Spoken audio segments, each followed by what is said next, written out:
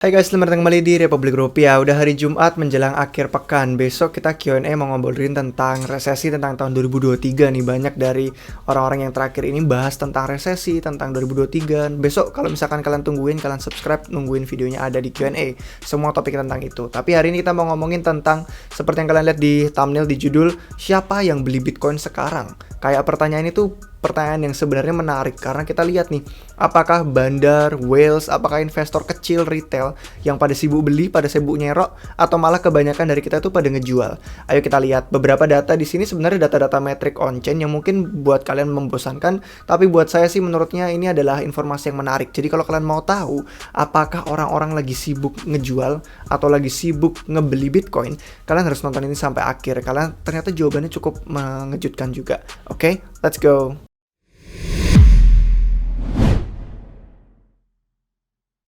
Baik guys, jadi yang pertama kita mau ngelihat ya, hari ini ada beberapa dashboard nih di Glassnode yang kami lihat, dan ini adalah beberapa kelompok orang yang beda di Bitcoin. Ada investor yang kecil, ada yang besar, ada yang menengah. Jadi kalau kita ngelihat dari istilahnya, kalau istilah yang udah kalian tahu kan pasti whales, paus gitu kan. Ini yang saldonya besar banget, bandar. Mereka yang biasanya itu memegang sampai banyak banget Bitcoin, sekitar 1000-an Bitcoin lebih. Dan kalau kita ngelihat di miners pun, miners juga ada banyak sampai hampir 100.000 Bitcoin. Nah, tapi ada kelompok-kelompok lain yang ada istilahnya juga yang bisa kita omongin hari ini. Kelompoknya ada shrimps, ada crabs, dan ada sharks. Jadi kalau untuk shrimp sendiri, ini megangnya itu kurang dari 1 BTC.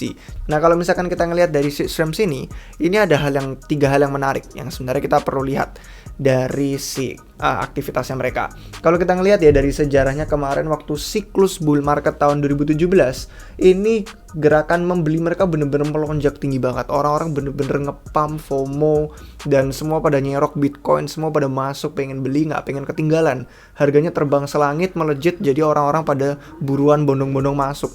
Makanya kita bisa lihat di chart di sini bener-bener melonjak ya, aktivitas belinya yang saldonya di bawah 1 BTC yang termasuk dalam kelompok shrimp. Nah, kalau kita ngelihat ini waktu tahun 2017 sampai harganya ke 20.000 ke atas, sampai naik ke atas, orang-orang pada beli gitu kan. Dan itu juga terjadi yang sama, yang tinggi kalau kita ngelihat di tahun 2022 ini. Kalau kita ngelihat kan pas kemarin bear market, orang-orang ya udahlah pada nggak begitu tertarik gitu kan. Tapi terus tiba-tiba pas kita turun koreksi gitu kan selama tahun 2022, itu semakin dalam kita turun, semakin tinggi juga lonjakan belinya orang-orang karena berharap, wah ini udah bottom, ini udah koreksinya jatuh. Akhirnya mereka mau serok untuk buy the dip. Itulah kenapa kita ngelihat lonjakan lagi nih di bulan Juni Julian ini tahun 2022. Sebelum akhirnya kita ngelihat jumlahnya agak berkurang dan turun. Tapi sedikit demi sedikit kalau kita teliti di sini itu lumayan juga rada tetap meningkat sedikit demi sedikit. Jadi kalau kita ngelihat levelnya tetap jumlah pembelian itu banyak banget, lebih banyak daripada masa bear market di sebelumnya. Dan jumlahnya ini kalau kita ngelihat itu sampai 50 ribuan BTC per bulan, meskipun itu pada puncaknya ya yang ada di sini. Tapi sekarang masih ada di 20 ribuan, 30 ribuan BTC yang dibeli per bulannya sama orang-orang yang termasuk kelompok shrimp, kurang dari saldonya 1 BTC. Oke, kalau misalkan kita ngelihat lagi, sekarang itu shrimps kan lagi ya seperti yang kita bahas barusan, itu jumlahnya memang nggak begitu banyak kayak di puncaknya 2017, 2022, Juni, Juli, tapi tetap jumlah yang signifikan untuk kita tetap harus ingat dan memantau. Itu termasuk banyak dari kita mungkin yang belum punya 1 BTC, tapi yang udah pada punya 1 BTC atau lebih, itu biasanya masuk ke bagian kelompok crabs atau kepiting. Cuman sekarang kita lanjutnya langsung ke bagian yang hiu, yang sharks.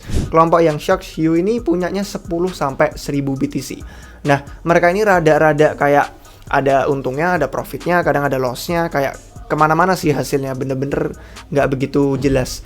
Cuman kalau kita ngelihat dari posisi mereka investasi, itu yang akumulasi itu yang hijau, dan untuk yang mereka ngejual atau distribusi lagi itu yang merah.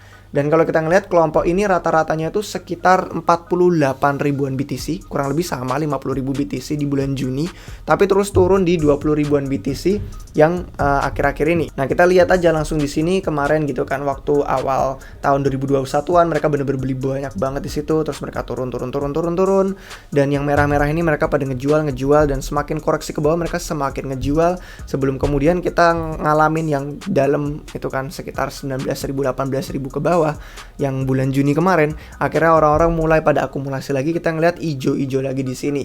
Jumlahnya memang lebih banyak daripada yang sebelum-sebelumnya, tapi tetap merupakan yang ya nggak begitu-begitu signifikan. Kalau dibandingin sama yang stream tadi kurang lebih sama, sekitar 20 ribuan BTC yang mereka beli per bulannya untuk mereka akumulasi saat ini. Jadi kalau bisa kita lihat ya, jumlah investor yang kecil-kecil ini yang jumlahnya di bawah dari bisa dikatakan bandar, masih kecil-kecilan atau jangka menengah, itu mereka sebenarnya sedang mengakumulasi karena percaya.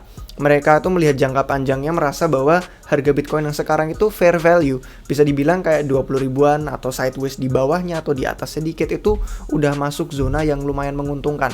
Itulah kenapa mereka tetap serok. Dan kalau misalkan kita ngelihat kelompok-kelompok ini memang saldonya sedikit volatil, kadang nambah, kadang berkurang, tapi di kisarannya itu tetap di kisaran 20 ribuan sampai 30 ribuan BTC per bulan. Jadi itu yang perlu kalian ingat ya, sekitar angka itu. Nah, kalau kita beralih nih ke yang whales, yang paus, bandar yang gede, yang saldonya itu masing-masing udah lebih dari 1000 BTC, itu mereka beda, malah kebalikannya. Cuman kalau kita ngelihat dari data on-chain itu kan rada sulit ya. Karena bedanya apa? Whales itu lebih jago. Whales itu lebih jago, mereka bisa misah-misahin dompet biar nggak kelihatan seolah-olah mereka whales. Makanya kalau ngelihat dari data on-chain di Glassnode, memang ada banyak metrik bagus, analis Glassnode juga pinter-pinter dan keren-keren. Cuman tetap aja kita lebih melihat ke saldo exchange-nya aja. Karena kalau kita ngelihat arus masuk, arus keluar dari exchange, itu jauh lebih bagus dan lebih bisa diandalkan metodenya daripada ngelihat on-chain. Karena yang whales itu jago-jago, mereka bisa berpura-pura seolah alamatnya ada banyak gitu kan, padahal itu mereka satu saldo yang besar. Nah, kalau kita ngelihat di kelompoknya whales yang bandar-bandar ini, sebenarnya itu mereka lebih ofensif, mereka lebih menunjukkan bahwa mereka kebalikannya, mereka itu justru ngejual Bitcoin, dan mereka ngejualnya itu justru malah banyak banget. Kalian ngelihat ya guys, ini yang hijau-hijau ini kan yang akumulasi, yang beli-beli. Dan kalau kita ngelihat dari volatilitasnya segala macam, kita ngelihat sekarang ini di saat tadi yang investor shrimp, scrap sama sharks-nya itu pada beli, pada akumulasi, whales ini malah pada ngejual. Kita ngelihat di sini nih, ketahuan jelas nih, di sini mereka merah. Mereka jadi pada ngejual asetnya. Dan ini sampai jumlahnya yang banyak banget, 50 ribuan BTC per bulan yang dijual. Itu per bulan ya, 50 ribuan, sedangkan yang tadi kelompok sebelumnya di angka 20 ribu, 30 ribuan.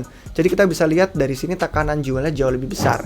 Itulah kenapa kadang antara pembeli penjual jadi harganya bikin sideways, karena yang ngejual segini, yang ngebeli segitu gitu kan. Jadi kayak jumlahnya kurang lebih kebalikan. Yang investor kecil, yang duitnya lebih kecil atau menengah, itu kelas-kelasnya mereka kelas-kelasnya nyerok, akumulasi, mereka percaya jangka panjang, BTC itu fair value saat ini, atau bagus saja untuk diserok dan buy the dip, atau mungkin mereka termasuk DCA. Cuman yang bandar sekarang, yang whales, itu mereka ngejual, bukan berarti mereka nggak percaya sama jangka panjang Bitcoin. Alasannya mereka itu sebenarnya ngejual, itu karena mereka tahu mereka punya kekuatan untuk memanipulasi pasar. Mereka bisa menggerakkan pasar dengan ukuran duitnya mereka, dan mereka secara jangka panjang itu tetap bullish. Mereka tetap termasuk bullsnya untuk Bitcoin.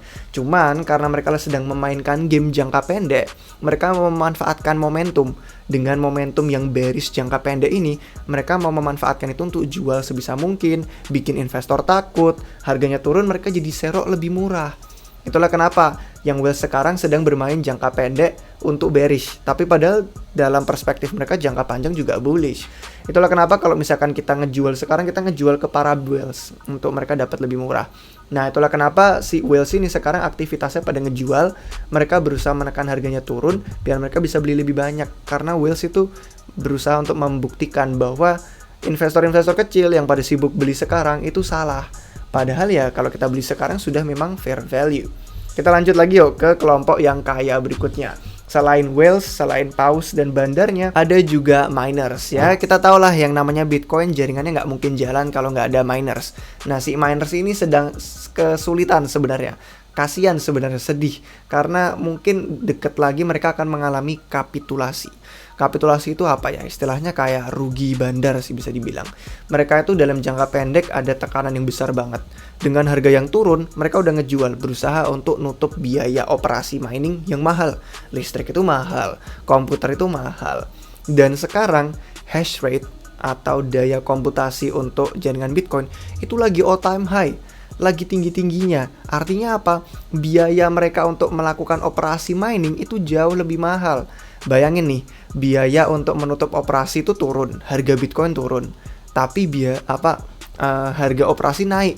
Jadi kayak seolah-olah penghasilan kita berkurang, tapi pengeluaran kita bertambah. Nah, oleh karena itu mereka tertekan. Dan kelompok miners ini yang tadi saya sebutin di awal, punya hampir 100.000 BTC di treasury-nya mereka. Sekitar 78 ribuan. Dan kalau misalkan anggap aja 50%-nya lah, anggap setengahnya itu mereka jual, sekitar 37.000, itu sudah mengalahkan tekanan beli dari investor yang kecil tadi. Jadi kita ngelihat Whales ngejual 50 ribuan BTC. Kita ngelihat miners sekarang ngejual 37 ribuan BTC. Sedangkan yang shrimp sama yang shark sama yang crabs yang kecil-kecil cuman belinya 20 ribuan sampai 30 ribuan BTC. Jadi kalian bayangin dari jumlah aja udah menang yang jual. Itulah kenapa tekanan jual sekarang lebih kuat dan kita jadi ngerasain harga yang tertekan. Ini dengan data on-chain di luar dari faktor-faktor makro, faktor Fed, CPI, inflasi, dan segala macam. Jadi kalau kita ngeliat dari data on-chain, memang guys, secara jangka pendeknya itu bisa dibilang kita lebih ke bearish karena didorong oleh whales sama miners. Cuman, perilaku-perilaku yang shrimps, sharks, dan crabs ini nggak salah. Saya malah percaya sama mereka dan percaya dengan tesis investasi Bitcoin karena secara jangka panjang, inilah nilai yang fair. Dan kalau kita ngelihat jangka panjang ya, misalkan anggap setahun dari sekarang, nilai Bitcoin yang sekarang itu sudah bagus banget untuk kita entry. Entah kalau misalkan kita didorong sama makro lebih turun, itu mungkin aja. Cuman kalau misalkan enggak, pemicu-pemicu positifnya ada di luar sana dan nilai yang kita lihat dari data historis sebelumnya, apalagi dengan Bitcoin halving yang akan datang di 2024, kita saja bisa melihat kalau volatilitas ini mungkin hanya permainan jangka pendek.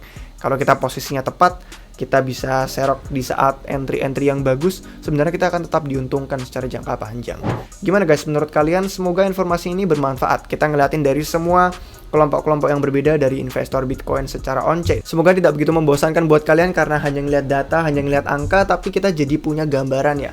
Kelompok-kelompok shrimp itu sedang apa, lagi serok. Kelompok yang sharks dan crabs lagi apa, itu sedang serok juga.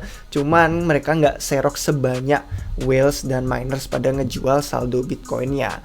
Jadi kurang lebih itu guys, semoga kalian suka dan bermanfaat. Kalau suka silahkan kasih jempolnya. Dan jangan lupa untuk subscribe juga biar nggak ketinggalan video terbaru dari kami. Jangan lupa besok nonton ya video untuk Q&A tentang resesi tahun 2023. Kita bagiin strategi investasi aset kripto selama periode itu. Oke guys, sampai jumpa kalian semua lagi di video yang berikutnya. Cheers! Halo semuanya, jika kalian baru saja memulai perjalanan kripto kalian, atau jika kalian sudah berpengalaman dan ingin menyelam lebih lanjut, kami memiliki semua bantuan dan informasi yang kalian butuhkan jika kalian bergabung menjadi anggota komunitas Republik Rupiah. Di website republikrupiah.com, kami juga memiliki berbagai artikel berita seputar dunia kripto, artikel blog gratis, dan link video YouTube kami yang dapat kalian cari dan akses secara gratis. Kami juga memiliki merchandise RR seperti yang saya sedang pakai ini, yang dapat kalian beli langsung dari website kami. Dan tentu saja, semua video yang kalian tonton hari ini bukan merupakan nasihat keuangan. Semua konten yang kami buat hanya ditujukan sebagai hiburan maupun edukasi semata. Jika kalian mencari nasihat keuangan, kalian bisa menghubungi penasihat keuangan terdekat kalian atau penasihat keuangan lainnya. Sampai jumpa di video berikutnya.